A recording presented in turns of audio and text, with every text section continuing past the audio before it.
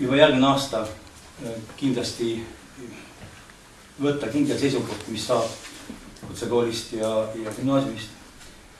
Sellepärast, et kui aastal 2012 jõustus see uus PGS ehk põhikooli gümnaasiumi seadus, siis selleks ajaks, kui me ei ole otsustanud, et see on meie eest ja ilmselt valesti, ilmselt meie vastu tahtel.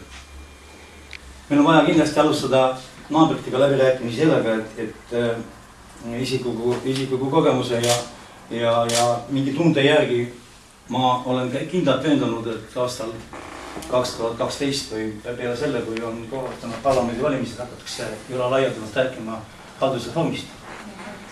Ja haldusreform on üks teema, millest me ei saa üle ümber.